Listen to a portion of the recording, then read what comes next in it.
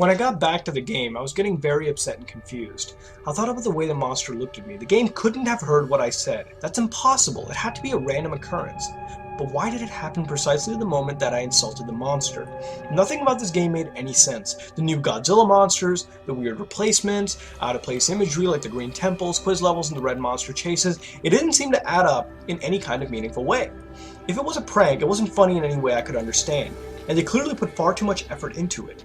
If they were trying to make a genuine sequel with new Godzilla monsters, then why did they add everything else? Maybe it was some kind of art experiment. Some group project made by a bunch of really talented and crazy people and they lost a cartridge somehow. Or maybe they intended for some random person to find it.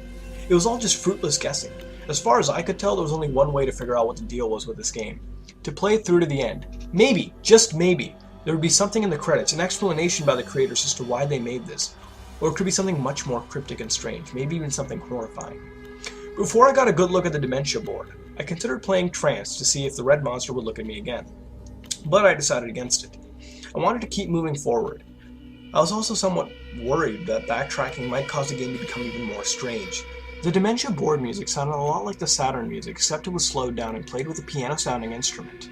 Like most of these new map themes, it had a dangerously suspenseful feel. While listening to the music, I looked at the Dementia board. There were 4 boss monsters this time, Space Godzilla, Manda, Gigan, and Baragon. I was surprised there were 2 new Toho monsters this time, but the best surprise was still to come. I started the quiz level. Here's another list of results in the same format as the last one. Quiz number 2. Question number 1. Can you swim? Answer yes, reaction happy. Do you like fish? Answer yes, reaction sick. Can penguins fly? Answer no, reaction sad. Can it spin in all directions? There was no clarification of what face meant by it, so I just guessed. Answer no, reaction surprised. Do you breathe oxygen? Answer yes, reaction weird face number 8. Does it taste good when you bite a woman? I don't know who came up with this question, but I really hope they're getting mental help. Answer no, reaction annoyed. Is it night where you are? Answer yes, reaction weird face number 6. Do you like cats? Answer yes, reaction confused. Is water wet? Answer yes, reaction angry. Have you ever broken a bone? Answer no, reaction happy. Do you like your job? Answer yes, reaction hurt. Would you like a new monster? Answer yes, reaction weird face number 11. I wasn't entirely sure at the time what face meant by new monster, but I couldn't resist answering yes, just to see what would happen. The result was mind-blowing. The game took me back to the board and I had a new playable monster in the form of Anguirus.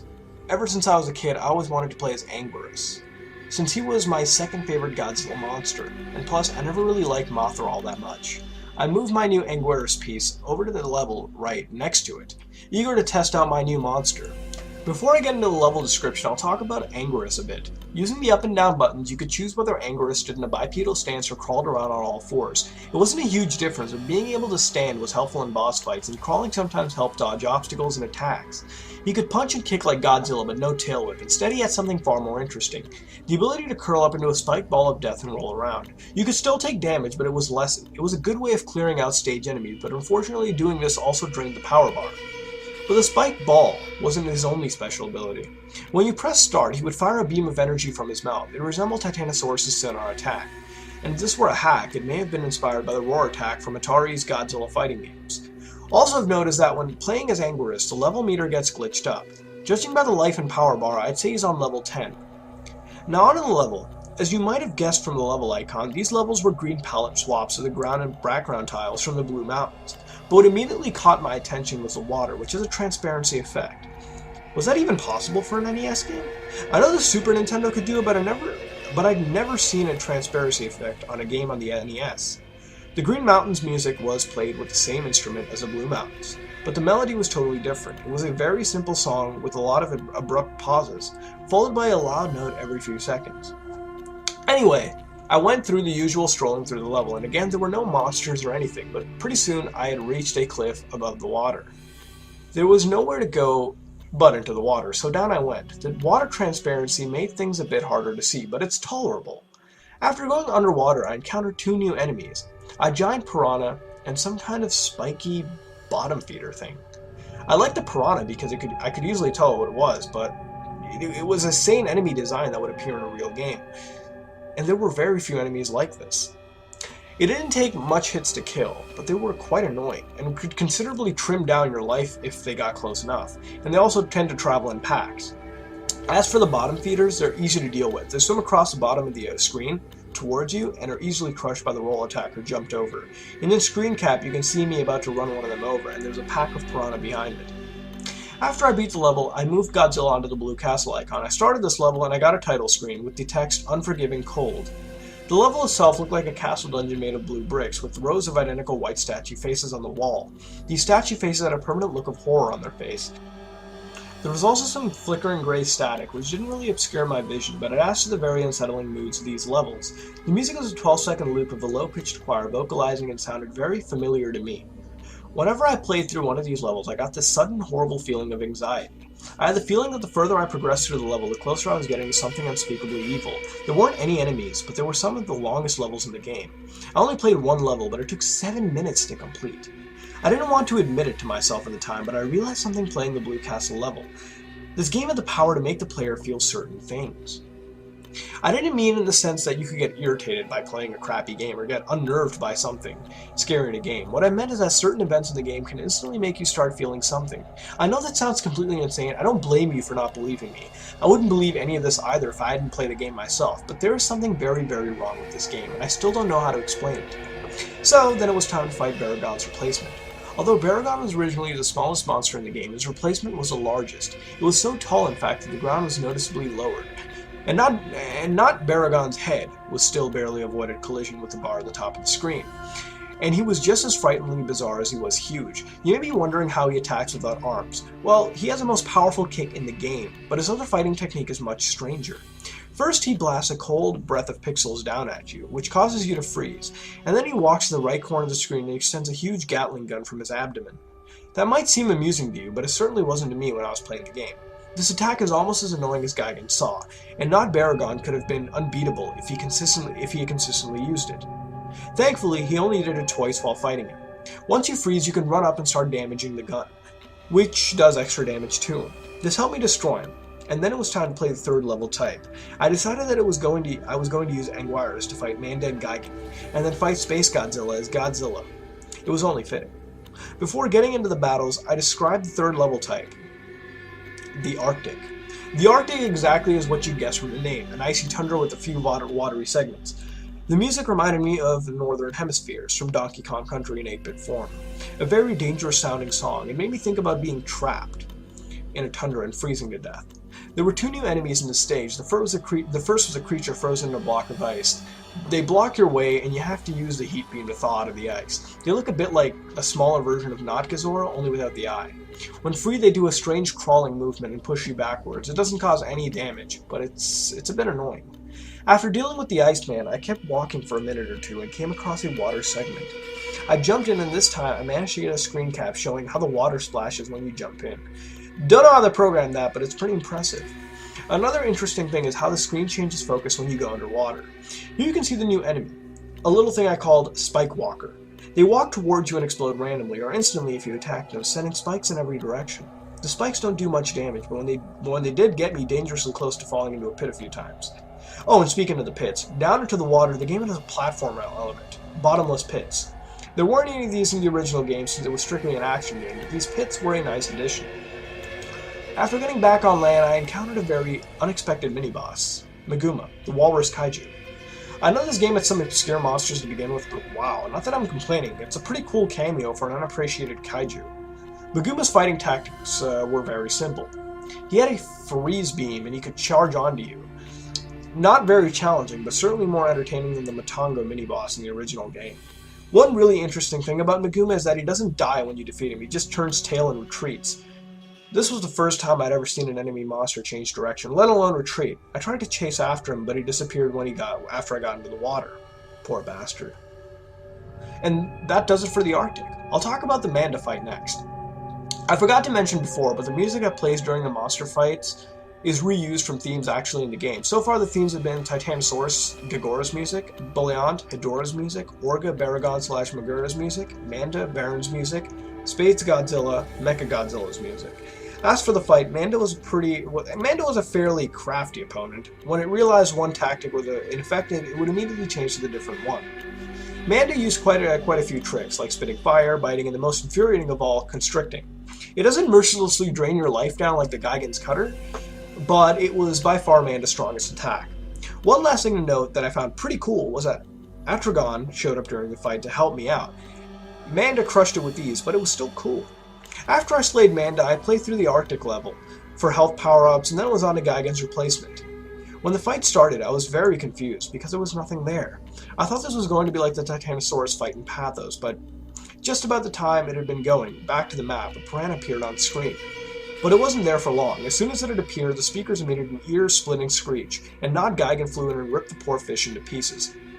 Well, that's one way to get the player on their toes. The abrupt entrance scared the hell out of me and got my adrenaline rushing, which in retrospect was a good thing because Nod Gigan was one of the most fastest, most unrelenting opponents in the game. Nod Gigan was tough, but my new skills with Anguirus helped to even the score. This was still an incredibly intense fight. Nod Gigan's attack consisted of some kind of blood laser he spews from his mouth, and a downward slash. I was expecting some hellish variant to the buzzsaw attack, but thankfully, there didn't seem to be one.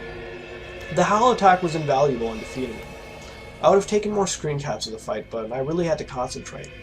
After that, there was just one monster left to take down, Space Godzilla. As mentioned earlier, I used Godzilla for this fight.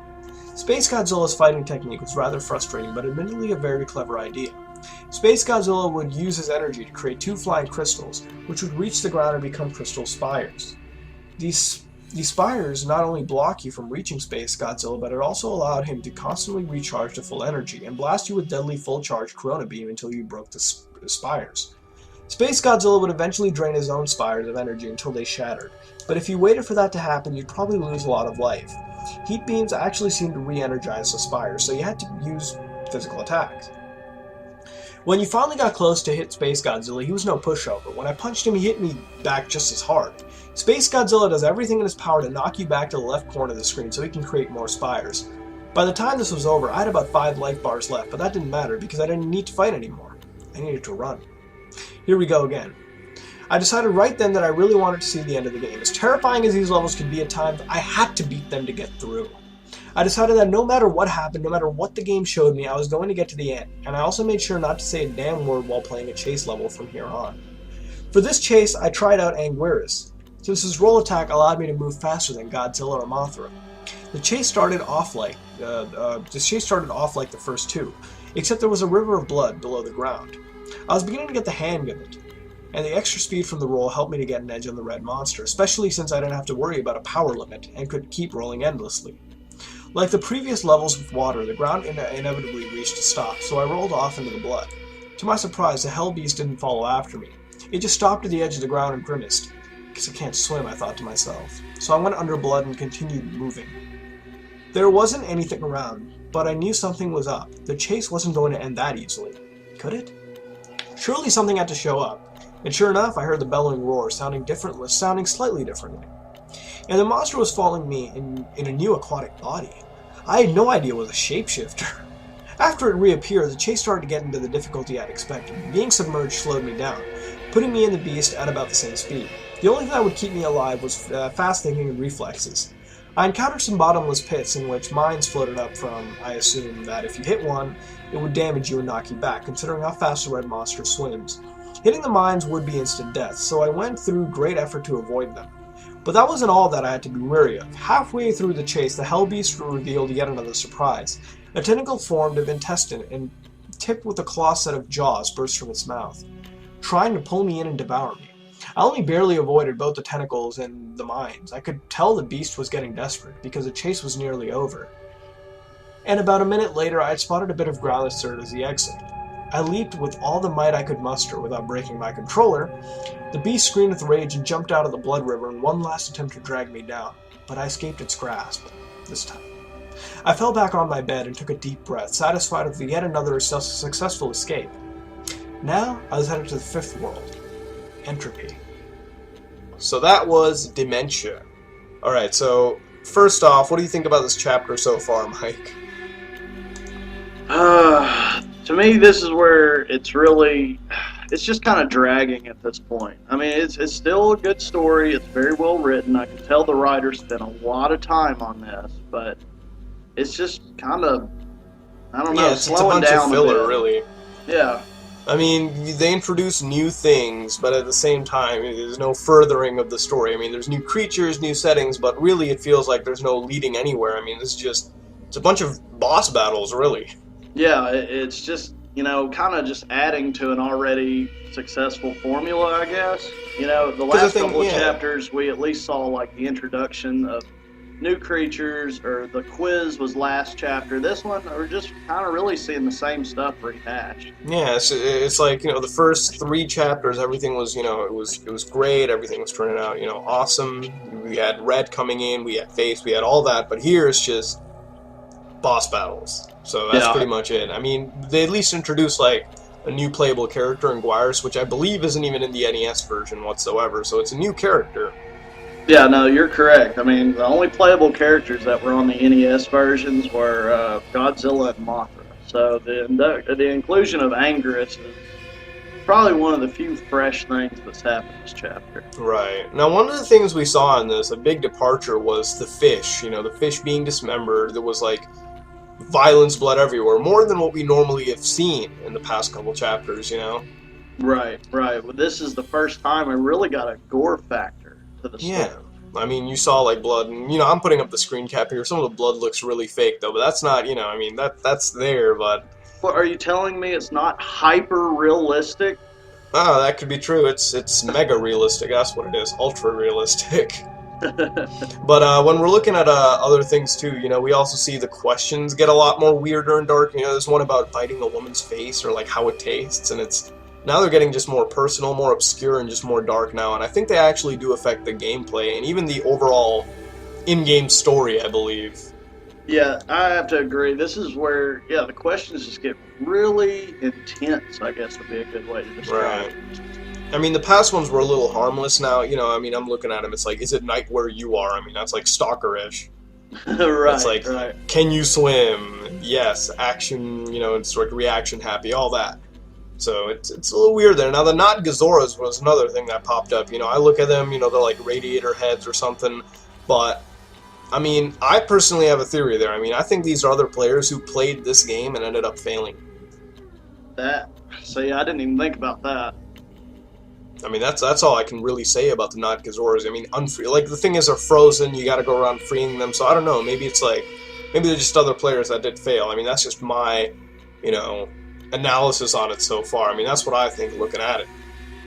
Now, we also see other new things like mid-level title screen, Unforgiving Cold. I really don't even know what to say there. I think it's just an introduction to the level, to be honest. Yeah, it kind of goes back to what we were saying. Like, it's just kind of rehashing other stuff. I guess there are a few, like, new inclusions, but they're not, I don't know, they're not really noteworthy. They're just kind of there.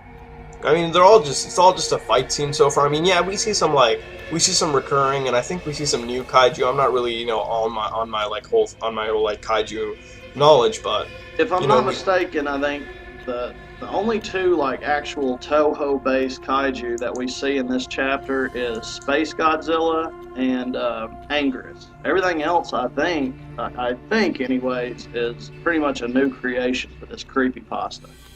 Right. Now, later on, the final thing is the final chase scene, which we witnessed at the end.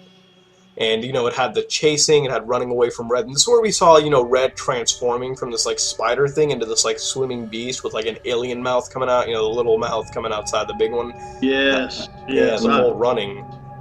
I have to say that Red is the saving grace for me in this story. Red has got to be one of the coolest new creepypasta characters I think I've ever read about. I mean, the screenshots of him are creepy. He looks really freaky, and to me, he's like one of the highlights of the story. I mean, can you honestly imagine the thing in motion? Like, when you're actually playing the game, that just be like... I know, I'm very grateful for the screen caps. I think we've talked about this previously. I like how there's extra media to it. Yeah, I mean, like, personally, I don't think this would even have that same effect if we never even saw a screen cap of Red. We just think, oh, it's just some dumb character running around, right? That's honestly what I think we would have thought about. But I'm glad the screenshots are here, so we actually get to see Red. I'm going to ask the viewers right now, somebody please make a ROM hack of this. I want to see Red in motion Oh my lord, that would be amazing. But anyways, that's sort of our analysis so far in Chapter 4. It's, it's a filler chapter, to be honest, now that we read a Dementia, but hopefully the next chapter, Entropy, will get a lot better. So, till then, we will see you when we cover Chapter 5, Entropy, in the Godzilla NES series.